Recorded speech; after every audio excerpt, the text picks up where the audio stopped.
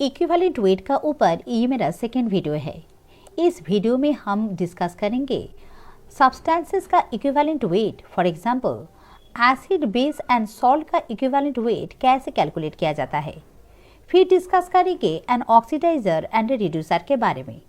But इसके पहले अगर आप लोग इक्विवेलेंट वेट का ये फर्स्ट पार्ट देख लें तो आप लोगों को इक्विवेलेंट वेट का बेसिक कंसेप्ट एकदम क्लियर हो जाएगा। सब्सटेंसेस के लिए हम लोगों को एलिमेंट से शुरू करना है। जब एक एलिमेंट का एटॉमिक वेट को उसके वैलेंसी से डिवाइड किया जाएगा तब हम लोगों को मिलेगा the equivalent weight of that element. Periodic table की हेल्प से हम लोग किसी भी एलिमेंट्स का इक्विवेलेंट वेट इजीली कैलकुलेट कर सकते हैं। For example hydrogen, when hydrogen का एटॉमिक वेट उस हाइड्रोजन के वैलेंसी से डिवाइड किया जाएगा तब हम लोगों को मिलेगा the equivalent weight of hydrogen. तो हाइड्रोजन का एटॉमिक वेट है 1 एंड हाइड्रोजन का वैलेंसी है 1, सो the equivalent weight of hydrogen is 1। Next is oxygen. जब ऑक्सीजन का एटॉमिक वेट 16 को डिवाइड किया जाएगा ऑक्सीजन का वैलेंसी 2 से, तब हम लोगों को मिलेगा the equivalent weight of oxygen that is 8। Potassium, potassium का एटॉमिक वेट है 39 and valency 1, so the equivalent weight of potassium is 39. Next is chlorine. Chlorine का एटॉमिक वेट 35.5 को जब क्लोरीन का वैलेंसी 1 से डिवाइड किया जाएगा तब हम लोगों को मिलेगा the equivalent weight of chlorine that is 35.5। Next aluminium. Aluminium का एटॉमिक वेट है 27 and valency 3, so the equivalent weight of aluminum is 9. Carbon. The atomic weight of carbon is 12 and valency 4. So the equivalent weight of carbon is 12 by 4, that is 3. But कुछ elements ऐसे होते हैं जिसका valency variable होते हैं। For example, copper. Copper का atomic weight है 63.5, but copper किसी कंपाउंड में Q+ फॉर्म में होते हैं और किसी अदर कंपाउंड में Q- फॉर्म में होते हैं, इसीलिए कॉपर का इक्विवेलेंट वेट वेरिएबल है। सेम वे आयरन, आयरन भी किसी कंपाउंड में फेरस फॉर्म में होते हैं और किसी अदर कंपाउंड में फेरिक फॉर्म में होते हैं, इसीलिए आयरन का भी वेरिएबल इक्विवेलेंट वेट होते हैं। रेडिकल्स के इक्विवेलेंट वेट के लिए रेडिकल्स का फॉर्मूला वेट को डिवाइड करना है रेडिकल्स का नंबर ऑफ चार्ज से। For example sulphate, sulphate radical में सल्फर का एटॉमिक वेट है 32 and the total weight of 4 oxygen atom is 64 and sulphate radical bears -2 charge. तो जब सल्फेट रेडिकल का फॉर्मूला वेट 96 को डिवाइड किया जाएगा सल्फेट का -2 चार्ज से, तब हम लोगों को मिलेगा the equivalent weight of sulfate radical that is 48. Next is nitrate. Nitrate radical में नाइट्रोजन का 1 नाइट्रोजन एटम का एटॉमिक वेट है 14 and 3 ऑक्सीजन एटम्स का एटॉमिक वेट है 48 and nitrate bear -1 negative charge. So the equivalent weight of nitrate is 62. Next is carbonate. Carbonate radical में carbon का atomic weight है 12 and 3 oxygen का total atomic weight है 48 and carbonate bears -2 charge. So the equivalent weight of the carbonate radical is 30। Next is phosphate. Phosphate radical bears -3 charge. So the equivalent weight of the phosphate radical is 31.67। एक substance एक acid भी हो सकते हैं, अब base हो सकते हैं और एक सॉल्ट भी हो सकते हैं। कुछ भी हो, एसिड, बेस और सॉल्ट का इक्विवेलेंट वेट कैलकुलेट करने का फॉर्मूला एक ही है, वो है मॉलिक्यूलर वेट को डिवाइड करना है वैलेंसी फैक्टर x से। But for an acid the valency factor x will be the basicity of the acid and for a base हम लोगों को वैलेंसी फैक्टर के लिए बेस का एसिडिटी को लेना है and for a salt the molecular weight को डिवाइड करना है वैलेंसी फैक्टर x से and for a salt the valency factor will be either the number of positive or negative charge. So the formula is same for an acid or a base or a salt. Only the difference is that in the valency factor. For an acid, the valency factor X is the basicity. For a base, the valency factor X will be the acidity of the base, and for a salt, the valency factor will be either the number of positive or negative charge. So let's start with an acid. The basicity of an acid is the number of replaceable hydrogen cation present in 1 mole of any acid. For example, hydrochloric acid. Hydrochloric acid aqueous solution में 1 hydrogen cation and chloride anion में dissociate हो जाते हैं. तो 1 mole of hydrochloric acid furnishes only 1 hydrogen cation in aqueous solution. So the basicity of 1 mole hydrochloric acid is 1. Then we can say the valency factor of hydrochloric acid 1 mole of hydrochloric acid is 1. Valency factor के ऊपर मेरा ये video अगर आप लोग देख ले तो आप लोग एसिड बेस और सॉल्ट किसी भी एसिड बेस और सॉल्ट का वैलेंसी फैक्टर इजीली कैलकुलेट कर सकते हैं. तो इक्विवेलेंट वेट कैलकुलेट करने के लिए हम लोगों को फॉर्मूला यूज करना है. सो मॉलिक्यूलर वेट को डिवाइड करना है वैलेंसी फैक्टर और बेसिसिटी एक से. The molecular weight of hydrochloric acid is 1 atomic weight for 1 hydrogen atom and 35.5 for 1 chlorine atom, और इसको डिवाइड करना है the basicity of hydrochloric acid that is 1 से. So the molecular weight of HCl is 36.5 and the equivalent weight of HCl is 36.5. Next is sulfuric acid. Sulfuric acid aqueous solution में 2 hydrogen cation furnish करते हैं. So the valency factor of sulfuric acid is 2. अब हम लोगों को sulphuric acid का molecular weight calculate करना है. That is very easy. Simply we have to add up the atomic weight of all the constituent atoms. So for 2 hydrogen atoms it is 2, 1 sulfur 32, and for 4 oxygen atom the total atomic weight of 4 oxygen atom is 64. And the basicity of sulfuric acid is 2. So the equivalent weight of sulfuric acid is 49. Next is phosphoric acid. Phosphoric acid aqueous solution में 3 hydrogen cations furnish करते हैं. So the basicity and valency factor of phosphoric acid is 3. For equivalent weight हम लोगों को phosphoric acid का molecular weight calculate करना है.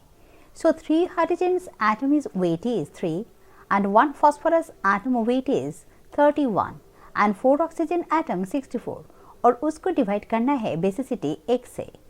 So the molecular weight of phosphoric acid is 98, and when that will be divided by its valency factor or basicity or x, that is 3, then we get the equivalent weight of phosphoric acid, that is 32.67.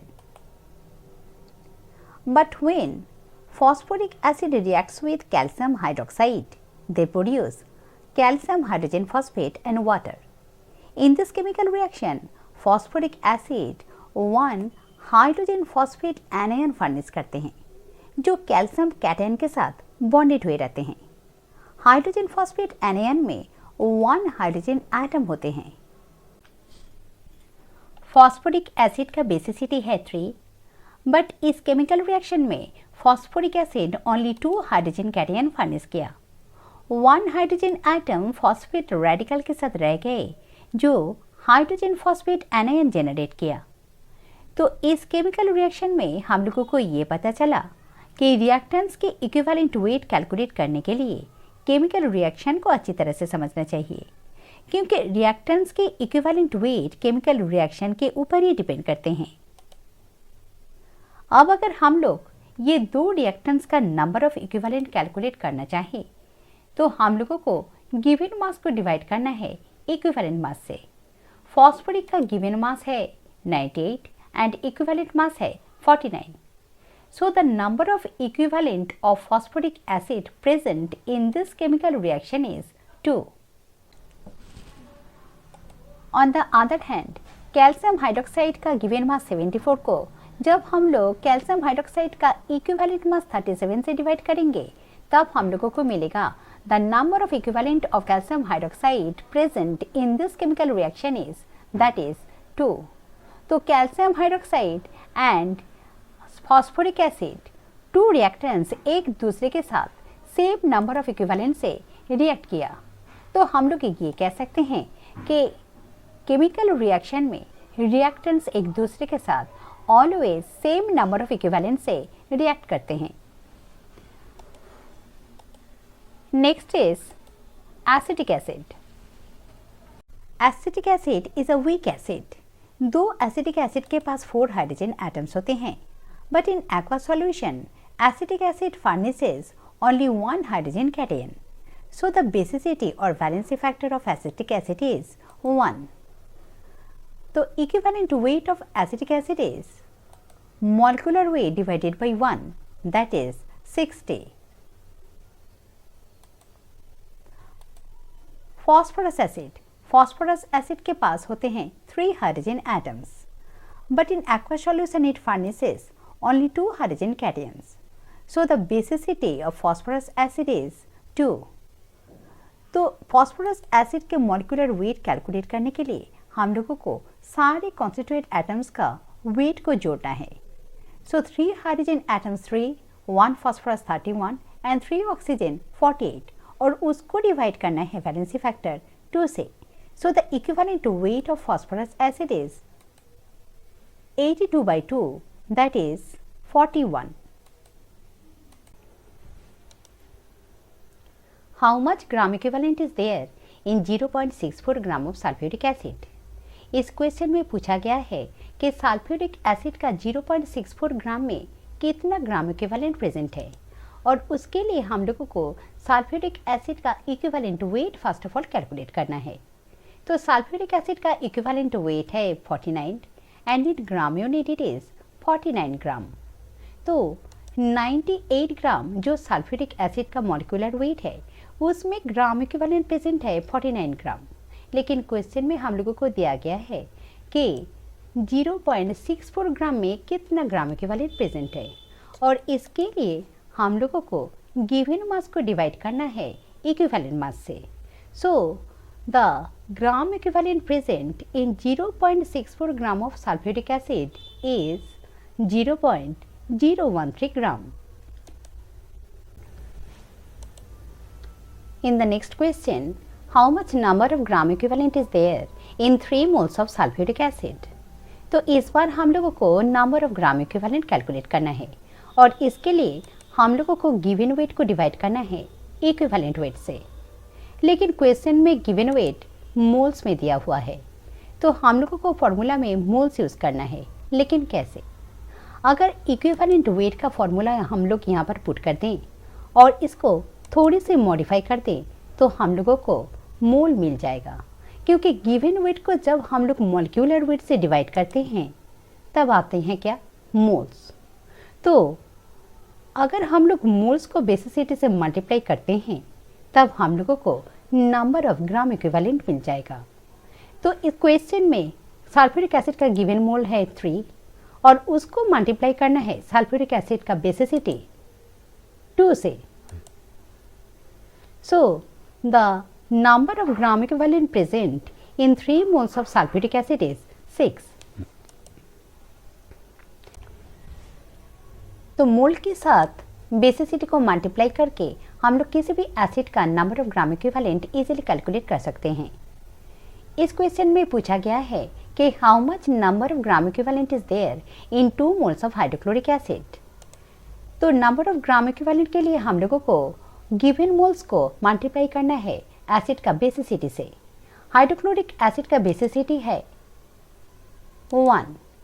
तो moles को hydrochloric acid का basicity 1 से multiply करके हम लोगों को मिला the number of gram equivalent present in 2 moles of hydrochloric acid is 2.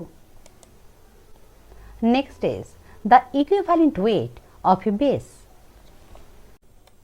Base का इक्विवेलेंट वेट कैलकुलेट करने के लिए हम लोगों को सेम फॉर्मूला यूज करना है, only the difference is in the valency factor.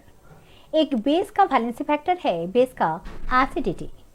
Acidity of A base means the replaceable hydroxyl ion present in पर mole of a base.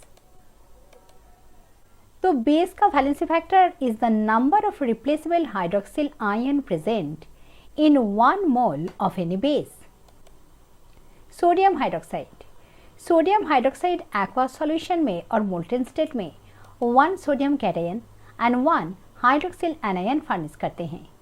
As it furnishes only 1 hydroxyl anion, so the acidity of sodium hydroxide is 1, hence the valency factor is 1. For equivalent weight हम लोगों को first of all sodium hydroxide के molecular weight calculate करना है। तो 1 sodium atom 23 and 1 hydroxyl ion का wait है 17, और जब उसे सोडियम हाइड्रोक्साइड के वैलेंसी फैक्टर और एसिडिटी 1 से डिवाइड करेंगे तब हम लोगों को मिलेगा the equivalent weight of sodium hydroxide, that is 40। Next calcium hydroxide. Calcium hydroxide aqueous solution और मोल्टेन स्टेट में 1 calcium cation and 2 hydroxyl anion furnish करते हैं। As it furnishes 2 hydroxyl anion, so the acidity of calcium hydroxide is 2, hence the valency factor is 2. And for molecular weight, the weight of 1 calcium atom is 40 and 2 hydroxyl ion का weight है 34, और इस molecular weight को divide करना है valency factor 2 से। So the equivalent weight of calcium hydroxide is 74 by 2, that is 37. When zinc hydroxide reacts with nitric acid, it produces a basic zinc nitrate salt and water. On the product side, we see that the basic zinc nitrate salt contain 1 hydroxyl ion. तो दो zinc hydroxide के पास 2 hydroxyl anion होते हैं and the acidity of zinc hydroxide is 2. But in this chemical reaction, zinc hydroxide has furnished only 1 hydroxyl anion. So the valency factor of zinc hydroxide in this chemical reaction is 1. तो अगर हम लोग इस chemical reaction में zinc hydroxide का equivalent weight calculate करना चाहे तो हम लोगों को मॉलिक्यूलर वेट को डिवाइड करना है वैलेंसी फैक्टर 1 से। तो इस रिएक्शन से हम लोगों को ये पता चला कि किसी भी केमिकल रिएक्शन में रिएक्टेंट्स का इक्विवेलेंट वेट डिपेंड करते हैं केमिकल रिएक्शन के ऊपर। Salt aluminium sulphate. सॉल्ट का इक्विवेलेंट वेट कैलकुलेट करने का फॉर्मूला तो एक ही है, बट वैलेंसी फैक्टर हम लोगों को लेना है either the total positive charge और total negative charge. Aluminium sulphate के मॉलिक्यूल में 2 aluminium atom and 3 sulphate radicals होते हैं, and as the molecule is neutral, so the total positive charge equals the total negative charge. For this reason, the valency factor of aluminum sulfate is 3 into 2, that is 6. अब equivalent weight के लिए हम लोगों को इसका molecular और formula wait को calculate करना है।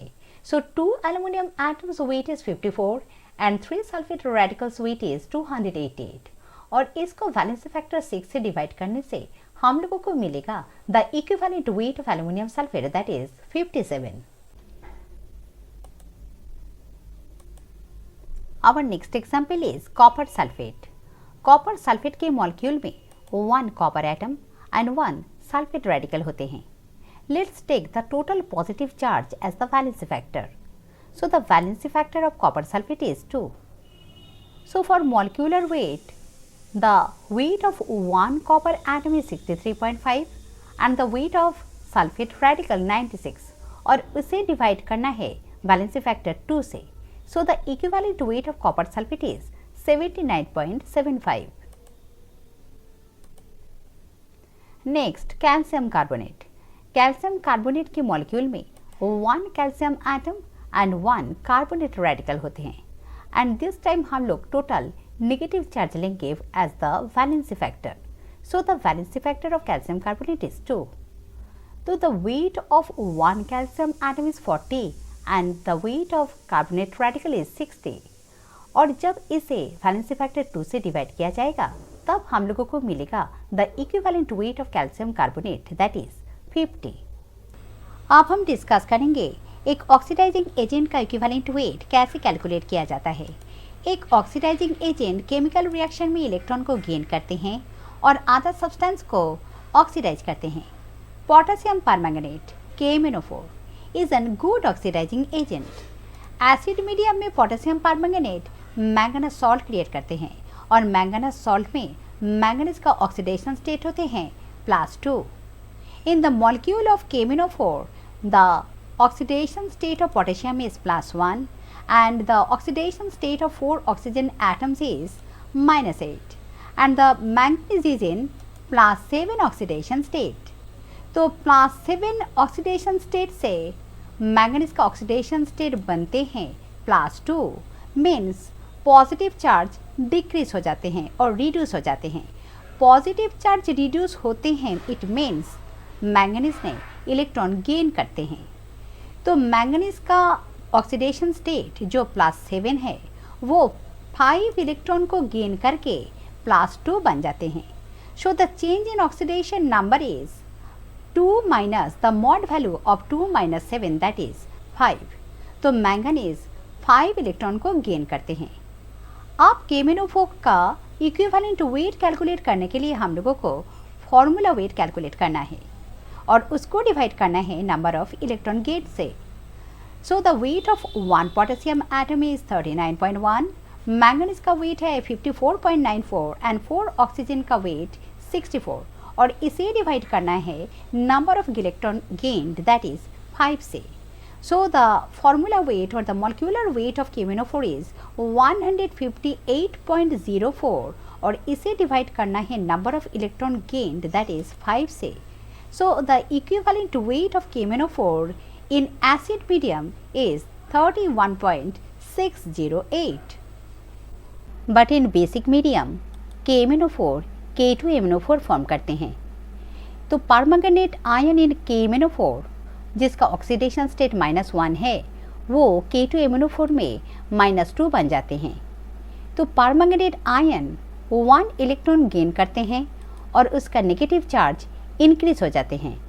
So change in oxidation number is 2 minus 1 that is 1.